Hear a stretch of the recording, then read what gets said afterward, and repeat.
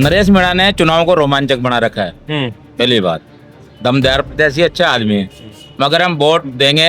कहा जा रहा था प्रभुलाल सैनी भी टिकट मांग रहे थे, मैडम के पास जा रहे थे और माना भी जा रहा था कि इनको टिकट फिर से मिल सकता है, मंत्री भी रहे हैं वो। और जाओगे किस ओर, क्या चाहते हो? जाएंगे उस ओर जहाँ पे विकास की प्रगति हमें नया चेहरा की तरफ लेके जा रही है। कौन है नया चेहरा? मुनीम जी, अब की बार क्या लग रहा है, माहौल काफी तगड़ा हो रखा है? अब माहौल ये चल रहा है कि नरेश मीणा और ये क्या नाम है, मोरपाल, दोनों बराबर, लेकिन बराबर हैं। लेकिन की बार विधायक जी कौन आ रहे हैं यहाँ पर? भाई मुकाबला तो तीनों में बहुत रोचक है भैया, पर नरेश मीणा और मोरपाल में कांटे की टक्कर है और भाई भी कम नहीं है। क्या नाम है आपका? मेरा नाम रमजानी भाई। रमजानी भाई, अब की बार कहाँ जा रहे हो भाईजान? इधर से आ रहे हैं मार के। अरे चुनाव में कहाँ जा रहे हो? नहीं, अभी तो मैं तो इधर गया था, चुनाव में नहीं आया। चुनाव हो रहे, पता है आपको अंत में? हाँ, किसका पलड़ा भारी है? प्रमोद जैन भाई अजी जीतने चाहिए, जैसे कि वो काम करवाते हैं। यहाँ पे तो बोल रहे काम करवाया नहीं उन्होंने। है जा? नहीं, ऐसा नहीं, बहुत काम करवाया, सम्मेलन भी करवाया, बहुत पैसा खर्च करता है, सभी काम बहुत करवाते हैं। मैं तो बीजेपी के तो खा पी के भग जाते हैं। नरेश मीणा अच्छा लग रहा है मेरे को, उसकी सोच विचार अच्छे लग रहे हैं मेरे को। एक उसके झंडे में मैंने भगत सिंह का फोटो देखा था, तो कहीं ना कहीं विचार मिल रहे हैं। मैं जयपुर से। यार किसका कर रहे हो आप? थोड़ा बहुत अरे, इसकी तरफ जाओ। ये हर बार दिक्कत होती है, जो मीडिया है उन पर एक लांछन लगाया जाता है या फिर कुछ सत्यता भी होती है कि जो मीडिया है वो एक तरीके से पीआर टीम की तरह काम करती है। स्वागत है आपका द खबरों पर, मैं हूं आपके साथ मनीष गौड़ और अभी हम मौजूद है एक ऐसी विधानसभा सीट पर जिसकी चर्चा अभी खूब हो रही है, अंता की विधानसभा सीट। जी हाँ, अंता में फिर से चुनाव हो रहे हैं, उपचुनाव हो रहे हैं और इसी के मद्देनजर हम आए हैं यहाँ के लोगों से बातचीत करने, जानने की क्या माहौल रहने वाला है। तो बात करेंगे, जानेंगे मुद्दे क्या है, कौन नेता किस पे पड़ेगा भारी। 3 प्रत्याशी मुख्यतः मैदान में बताए जा रहे हैं। कांग्रेस से प्रमोद जैन भाया, नरेश मीणा जो निर्दलीय चुनाव लड़ रहे हैं, उसके साथ ही मोरपाल सुमन बीजेपी से प्रत्याशी है। चलो बात करते हैं। क्या नाम है आपका? मेरा नाम भारत गुजर है। जी भरत जी, क्या माना से अब की बार? अब की बार देखो, तीनों प्रत्याशी अच्छे हैं, मगर अंता के लोग करप्शन के खिलाफ है। करप्शन नहीं होना चाहिए। यहाँ बाहर से आगे भी लोग लड़े, सब लड़े, लेकिन ज़्यादातर क्या है, करप्शन का माहौल रहता है। तो नरेश मीणा ने चुनाव को रोमांचक बना रखा है। पहली बात, दमदार प्रत्याशी, अच्छा आदमी है, मगर हम वोट देंगे सच्चे और ईमानदारी हमारे साथी को, मोरपाल जी सुमन को। नरेश मीणा ने रोमांचक कर दिया मुकाबले को और मीणा ने जाएंगे आप बीजेपी प्रत्याशी की तरफ? हाँ बिल्कुल, मोरपाल सुमन की तरफ। बहुत साधारण व्यक्ति है और ईमानदार व्यक्ति है। कहा जा रहा था प्रभुलाल सैनी भी टिकट मांग रहे थे, मैडम के पास जा रहे थे और माना भी जा रहा था कि इनको टिकट फिर से मिल सकता है, मंत्री भी रहे हैं वो। नहीं तो प्रभुलाल जी सैनी पहले अंता से लड़ चुके। अभी उन्होंने सोचा होगा कि मुझे दोबारा अंता नहीं जाना है, कुछ उन्होंने मना किया होगा, तभी इनको टिकट मिला है, लेकिन मिला उन लोगों की डिजायर पे। प्रभुलाल जी सैनी, कंवरलाल जी ने ही ये टिकट दिलवाया है और सच्चे और अच्छे कार्यकर्ता को दिलवाया, इसलिए हमारी तो मोरपाल सुमन। अच्छा, नमस्कार जी, बात नहीं करोगे आप? नहीं कीजिए ना। नहीं बोलो। नाम क्या आपका? सोन चंद जैन। अच्छा, नहीं बोलो, मुकाबला कैसा नजर आ रहा है आपको? कुछ नहीं बोलो। अच्छा, आपका क्या नाम है? जितेंद्र छंदक सर, जितेंद्र छंदक। जितेंद्र छंदक छंदक।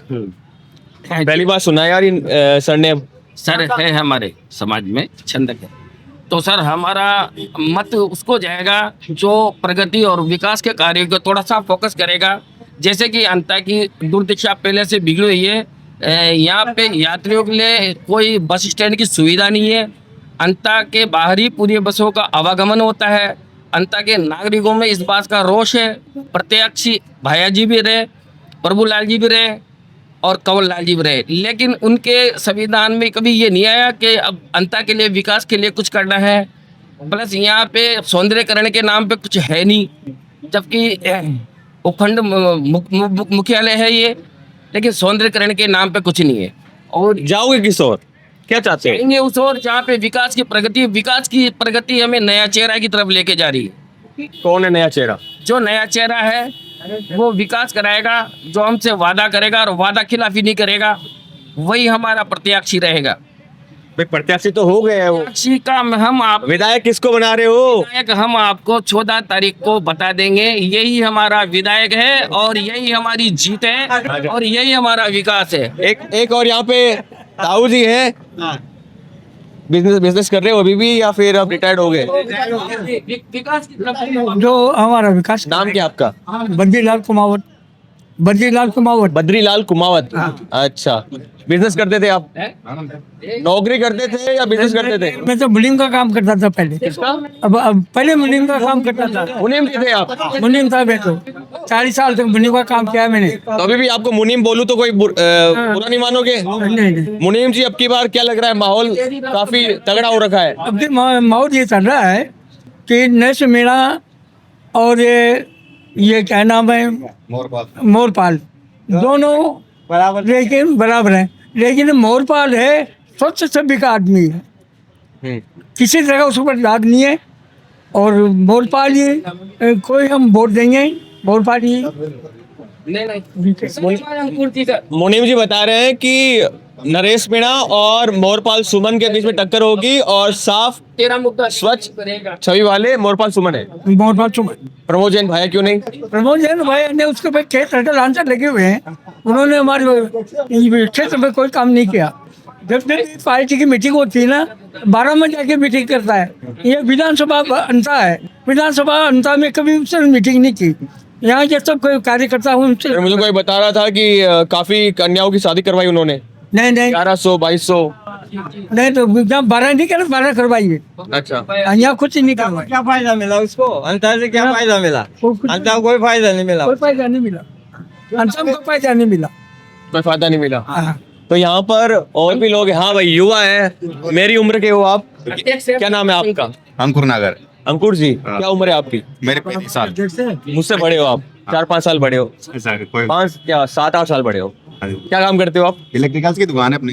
सही चल रही है? बिल्कुल, दिवाली को ठीक अच्छा हुआ? आनंद आ गया। लक्ष्मी जी की पूजा की नहीं की? अरे क्यों नहीं भैया, लक्ष्मी जी की पूजा करेंगे। लक्ष्मी जी आए? बिल्कुल, लक्ष्मी जी कहाँ जाएंगी? तो अब की बार विधायक जी कौन आ रहे हैं यहाँ पर? भाई मुकाबला तो तीनों में बहुत रोचक है भैया, पर नरेश मीणा और मोरपाल में कांटे की टक्कर है और बाय जी भी कम नहीं है। बाकी वोटिंग विकास के मुद्दे पे होगी और एक अंतर में अतिक्रमण की बहुत समस्या है, उस पर फोकस किया जाएगा और जो इस समस्या को समाधान करेगा हम उसे ही वोटिंग करेंगे। अभी कुछ दिन बचे हुए हैं लड़ाई में, अभी आपको आगे कौन नजर आ रहा है कि ये आगे नजर आ रहा है? तो ये जब नामांकन वापस हो जाएंगे और फिर प्रचार जोर शोर से चलेगा, उसके बाद ही पता चलेगा। अभी तो त्रिकोणीय मुकाबला चल रहा है। जी, कोषाध्यक्ष जी, किसी कोषाध्यक्ष हो आप? Electrician electrician. अच्छा, क्या नाम है आपका? दीपक खंडेलवाल। खंडेलवाल साहब, थोड़े से आगे आ जाओ जी। क्या मामला नजर आ रहा है आपकी बार? मामला तो तीनों को बराबर टक्कर चल रही है। फिर 14 तारीख को पता लगेगा कि किसका माहौल है, क्या है। और वैसे जो टिकट दिया है इस बार बीजेपी से मोरपाल जी को, वो क्षेत्रीय भी हैं और उनके कोई दाग नहीं है, अच्छे नागरिक हैं, इसलिए हम तो मोरपाल जी को ही वोट देंगे। प्रमोद जैन भाई पर दाग है या नरेश मीणा पर दाग है, कहने का मतलब ये? प्रमोद जी बाग में 12-15 केस चल रहे हैं, तो हो सकता है आगे से फिर वापस से उपचुनाव हो जाए, क्योंकि उनके ऊपर केस चल रहे हैं। हो सकता है आगे से वापस उनके ऊपर चुनाव जेल में चल जाए तो वापस उनके साथ हो जाए, तो उस चक्कर में वोटिंग थोड़ा इस बार वोटिंग हुई तो वो कोई मतलब नहीं है। तो आप इतना चाहते हैं कि फिर से उपचुनाव नहीं हो? नहीं हो, इसको गवर्नमेंट को घाटा है ना, बार बार चुनाव कराएंगे गवर्नमेंट, फिर वापस से वही सारा वही। चाहे आवारा पशुओं की वो आपको भी नजर आ रही है, जो यहाँ पे रोड जाम होने की घटनाएं बार बार बनती है। अभी भाई की मरघाट होती है, 500 रुपए का नुकसान हुआ है। लोग कहते हैं कि हमने गौशाला के नाम पे इतना खर्च किया, लेकिन ये आवारा जो पशु है हमें आज भी नजर हमारा पशु तो नजर आ रहे हैं। यहाँ पे सांड गाय खुले में यहाँ पर घूम रही है। इससे क्या है कि मतलब अधिकांश दुर्घटनाओं की आशंका बने रहती है, आवागमन प्रभावित रहता है। तो कम से कम जो इन्होंने गौशाला है या इनके लिए जो बनाया है, इनको सही जगह दी जाए। अभी भैया जी ने यहाँ पे कुछ भी नहीं कराया, अभी गौशाला बनाई कंवरलाल जी ने बनवाई है। यहाँ पे बड़े में गौशाला बन रही है, 63 बीघा जमीन है उनके लिए, वो कंवरलाल जी ने बनाई है। ये अभी भी गायें हैं ना यहाँ पे घूमी देती है, लड़ाई होती है, गायें लड़ जाती है, हमारे सामान तोड़ देती है। कोई आपने चुप्पी साध रखी है। लेके बैठे हैं पोस्ट ऑफिस के नजदीक, उनकी चौपाटी बना दी जो पुराना पट्टी का ताला खुला हो इनका इनकी दुकानों का ऑलरेडी दुकानों के ताले लगे हुए हैं भाई चाहे दुकानों का ताला खुलवा बात करने को तैयार नहीं है तो हम जानू से बात कर नहीं सकते, एक बार मना कर दिया तो ठीक है। के मार्केट जी क्या नाम है आपका? सुखेंद्र सिंह जी सुखेंद्र सिंह सुखिंदर सिंह, क्या काम करते हो भैया आप? काम शॉप है राष्ट्रपति ब्रिज की। अच्छा, तो साहब आप ये बताओ क्या माहौल है अंता में? अंत में फाइनल है कमर वो मोरपाल जी जीत गए बीजेपी और नरेश मीणा और प्रमोद जैन पाया। टक्कर रहेगी दोनों की, मोरपाल जी की नरेश मीणा की, लेकिन फाइनल रिजल्ट वहीं आएगा मोरपाल जी का। अच्छा, माहौल के हिसाब से तो बाकी रिजल्ट क्या आएगा वो बाद में पता चलेगा 14 तारीख। आप बड़े साथ बैठे हो अंकल, क्या बोल रहे हो? शांति हो। शांति रहोगे, वोट तो लेके आओगे? बीजेपी अच्छा, जिंदाबाद। चलो ये तो आपको नेता बना दिया ओम जी को यहाँ पर। जी क्या नाम है आपका? मेरा नाम रमजानी भाई जी। रमजानी भाई, अब की बार कहाँ जा रहे हो भाईजान? इधर से आ रहे हैं मार्केट। अरे चुनाव में कहाँ जा रहे हो? नहीं अभी तो मैं तो इधर गया था, चुनाव में नहीं आया। चुनाव हो रहे पता है आपको अंता में? हाँ तो किसका पलड़ा भारी है? प्रमोद जैन भाई अजी जीतने चाहिए, जैसे कि वो काम करवाते हैं। यहाँ पे तो बोल रहे काम करवाया नहीं उन्होंने।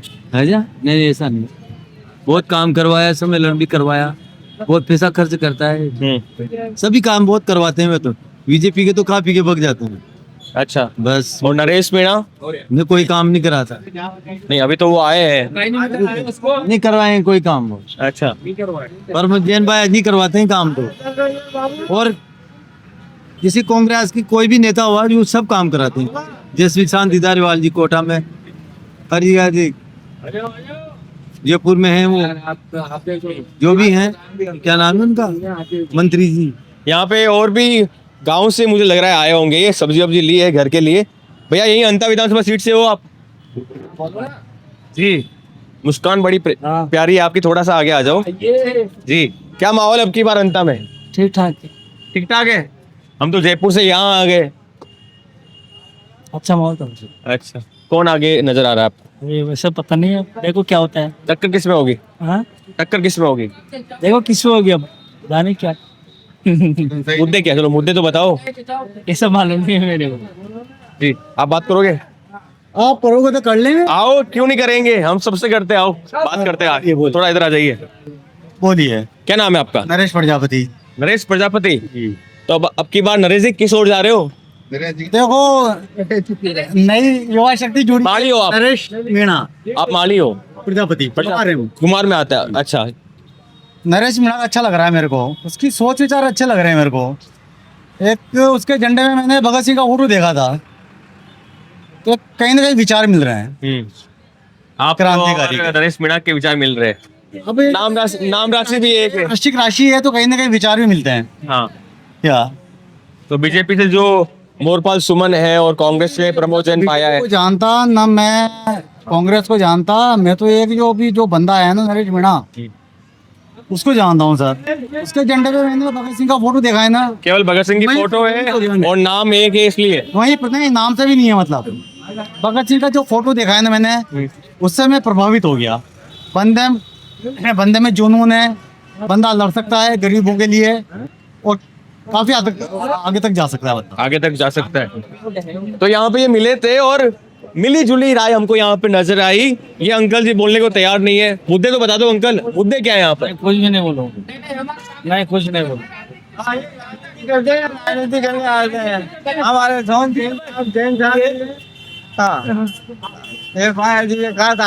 ये इसलिए नहीं बोल रहे, इसलिए नहीं बोल रहे, उनके खिलाफ बोलते नहीं। चलो आप ये चुनावी संग्राम में भाईचारा मत बिगाड़ लेना, और तो कुछ नहीं। कुछ भी नहीं, चलती रहती चुनाव आएंगे। तो मस्ती की बात है। चलो ठीक है। तो कहाँ से आए आप? मैं जयपुर से। यार किसका कर रहे हो आप? थोड़ा बहुत इसकी तरफ क्यों? ये हर बार दिक्कत होती है, जो मीडिया है उन पर एक लांछन लगाया जाता है या फिर कुछ सत्यता भी होती है कि जो मीडिया है वो एक तरीके से पीआर टीम की तरह काम करती है। किसका काम कर रहे हो, कौन कर रहे हो, ये इनकी भी गलती नहीं है।